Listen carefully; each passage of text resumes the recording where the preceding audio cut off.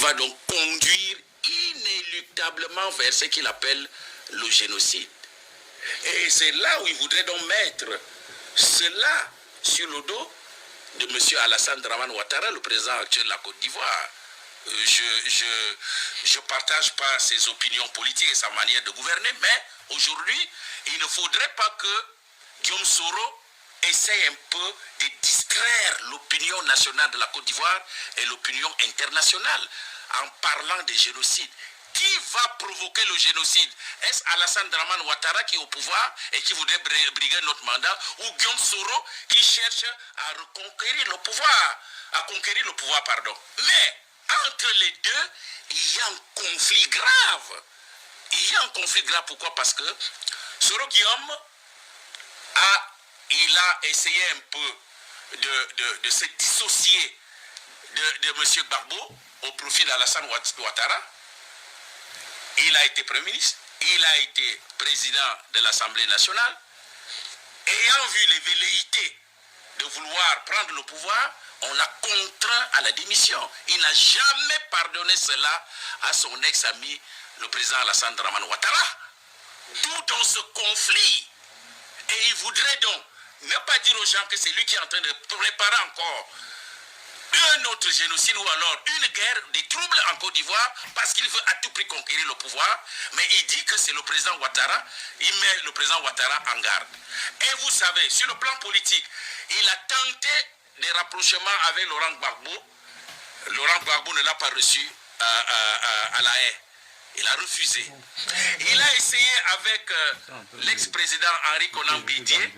Henri Konan Bédié a refusé. Il a essayé un peu d'intégrer le RHDP. Cela n'a pas marché. Guillaume Soro se retrouve donc maintenant comme un électron libre. Il n'a pas de soutien, il n'a pas l'argent, il n'a pas la possibilité d'avoir les armes. C'est lui qui voudrait encore provoquer ce qu'il appelle entre guillemets le génocide en Côte d'Ivoire, c'est-à-dire des troubles en Côte d'Ivoire. Mais malheureusement pour lui, et heureusement pour le peuple ivoirien, alors là, il se retrouve sans argent. Pourquoi? Parce que tout ce qu'il a essayé de contacter, le président Alassane Dramane Ouattara a bloqué tout cela. Ah oui, vous savez, les liens qui existent entre le Maroc et la Côte d'Ivoire, avec le roi Mohamed VI et le président Ouattara, le roi Mohamed VI ne voudrait pas briser ces liens-là, ces rapports diplomatiques qui sont très bons, pour au profit de Guillaume Soro. Donc Guillaume Soro se retrouve en désespoir de cause. Il n'a pas les moyens, il n'a pas de l'argent, il ne peut pas acheter des armes pour provoquer encore une autre crise en Côte d'Ivoire. D'où donc, pour essayer un peu de manipuler l'opinion publique de la Côte d'Ivoire et l'opinion publique internationale, il dit, je mets en garde Alassane Dramane Ouattara, s'il brise un autre mandat en 2020, ça sera le génocide en Côte d'Ivoire. Qui va provoquer le génocide? Au profit de qui? Et pour quelle cause? Et pour quelle raison? Que M. Soro Guillaume nous le dise clairement. Mais nous, on sait pourquoi il a sorti cette expression-là. Il dit qu'il met en garde Alassane Ouattara, alors que c'est lui qui... Alassane a bloqué tout. Alors, étant donc en désespoir de cause, il ne peut que faire de telles affirmations. Mais il a mis en garde. Merci une fois de plus à vous, monsieur Antoine Awana. Tout simplement, l'obligation, en tout cas, la déontologie oblige aussi à tout simplement rappeler, en ce qui concerne les informations personnelles sur monsieur Guillaume Soro, que bien évidemment, vos affirmations vous engagent. Alors, on revient sur ce plateau. Je vais poursuivre avec vous, docteur Edimo, toujours sur cette actualité. Ce qui intéresse, ce sont ces affirmations, ou encore cette affirmation de Guillaume Soro, ce qui nous amène au climat politique de la Côte d'Ivoire, peut-être dans le futur, dans quelques mois seulement. Ils iront donc aux urnes pour voter pour le prochain président. Est-ce que vous aussi, c'est vrai que plusieurs experts sont déjà exprimés là-dessus, sur la question, le climat politique en Côte d'Ivoire, mais est-ce qu'on pourrait dire, épouser de manière totalement cette affirmation de Guillaume Soro? Écoutez, secret tendu en Côte d'Ivoire, c'est ce que tout le monde constate. Oui. Nous aurions souhaité qu'il y ait un léger apaisement, une sorte de détente.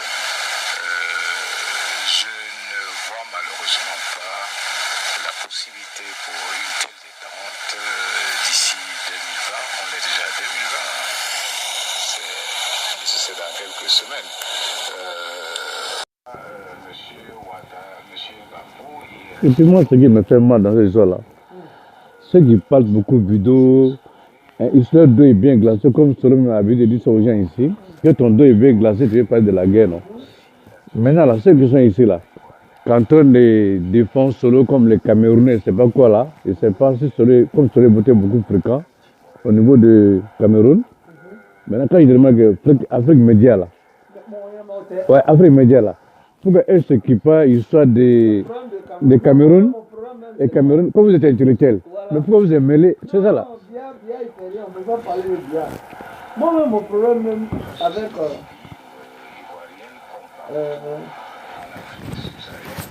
comment on appelle ça?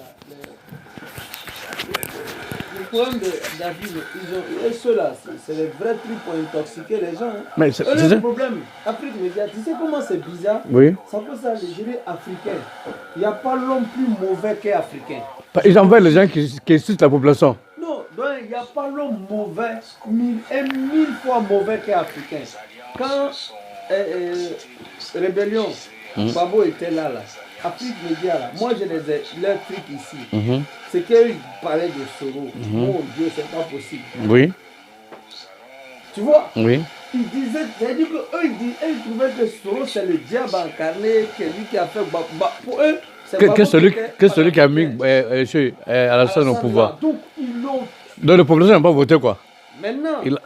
Que c'est Soro Ouattara maintenant, ils disent que Soro est meilleur que tout maintenant. Tu comprends pas? Mais dans quoi? Lui, il a tapé sa patronne qui est le chef de rebelle, non? Ou bien? Hein? Quand c'était bon là? Ou bien? Il a oublié qu'il s'est noté? Hein?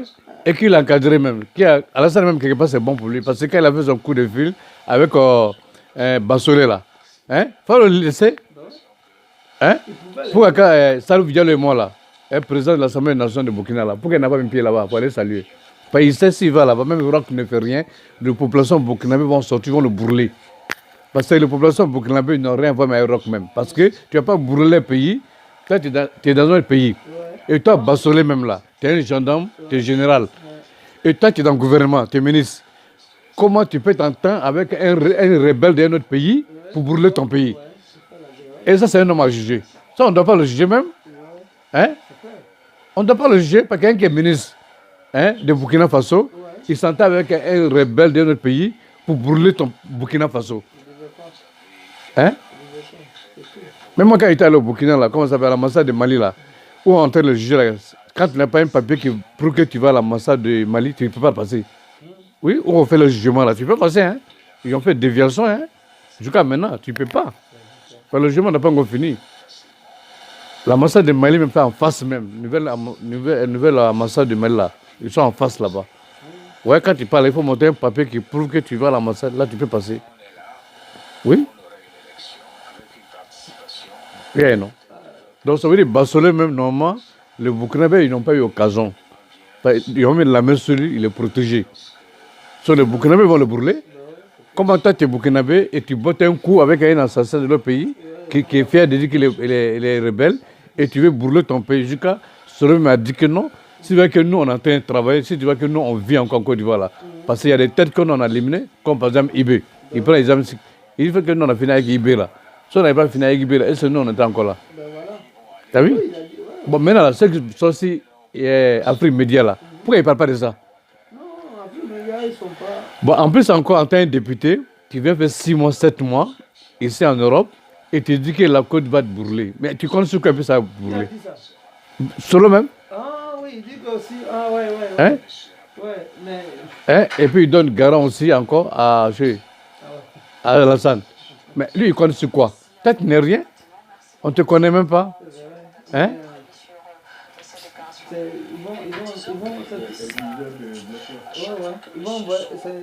veulent créer problème encore. C'est ce qu'il a dit à Bassi tout à l'heure. Mais si Afrique Média, là, que les gars n'arrêtent pas de parler comme ça, là, hein? C'est pour essayer de population. Moi, je dis, le problème avec Afrique Média, là, je te jure que c'est eux. Ils sont pas bons, hein? Et puis, ils sont invités des étrangers comme les Camerounais. Non, c'est les Camerounais. Et ils disent que, moi, j'ai vu comment eux, ils traitaient Soro, mais aujourd'hui, Quand tu vois ce qu'ils pensent, en fait, il n'y a rien de quoi. Ils sont plus qu'au Cameroun là. Avec tout le problème qui se passe au Cameroun, il n'y a pas quelqu'un qui peut parler de ça. Il n'y a pas quelqu'un qui peut parler de ça. Il n'y a rien au Cameroun. Bon, sauf en l'Allemagne, si tu vois qu'il a pris avion privé là, il savait bien qu'il ne peut pas descendre en Côte d'Ivoire. Et puis il a donné le jour de son date qu'il va arriver en Côte d'Ivoire. Et puis il a pris risque, il a mis son jeton, c'est avion privé. Parce qu'il sait quand il va prendre avion privé, c'est pas un vol qu'on peut bombarder. Quand il ouvre la descente, on ne peut pas bombarder parce qu'il faut avertir le pilote. Tu vois non? Mais pourquoi il n'a pas pris avion comme Air France première classe? Avec ces trucs là. 100 000 € qu'il a mis dans l'avion là. Mais ça, il dit, mais il peut prendre en première classe? Combien? Mais il n'a pas. Pour voyager seulement quitter ici pour aller. Mais il y a des commerçants qui font ça, c'est rien? Oui, mais 145 000 €, c'est beaucoup de millions de francs. Oui, mais c'est ça, mais pour lui là, il dit, yo, ça te il a été ministre de Babou, il a volé l'argent. Hein? Il a trop? Il a beaucoup de millions comme ça. Oui, il a des milliards. Ils sont tous milliardaires. T'es un milliardaire? Ah, mais c'est la question qu'on se pose. Tous ceux qui sont assis actuellement au pouvoir, il n'y a pas un qui n'est pas milliardaire. Eux tous. Tous les ministres africains même sont milliardaires. On ne sait pas combien ils gagnent. Toungara, il a une voiture de 450 millions blindée.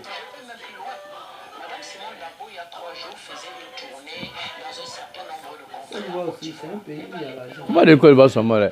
Toute l'Afrique là, tous les chefs africains qui sont là, on va venir à BPD. Tu vois, c'est eux qui s'est fêté le fait des dépendances. Mais en attendant, c'est pas eux qui ont racheté ces dépendances là. Ton homonyme, Aboudraman Sissé, Oui. il est milliardaire aujourd'hui.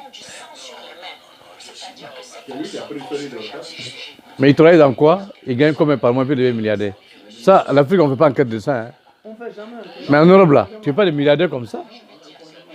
Hein? Et tous, ils ont des bungalows à Féline. Et tous. Oui. Rêve Bilo Goudé par exemple. On dit qu'il était milliardaire, mais il faisait quoi? Il faisait quel papier en Côte d'Ivoire? Il avait quel bureau? Mais tu sais comment lui a eu pour lui? Qui? Il a dit Goudé. Ah. Gbagbo a donné 10 milliards. Oui. C'était pour la jeunesse. Mais non, mais ça vous met la, Il a mis son pied là-dessus. mais ça vous met la jeunesse dans la rue. Il va donner la jeunesse pourquoi? Pourquoi?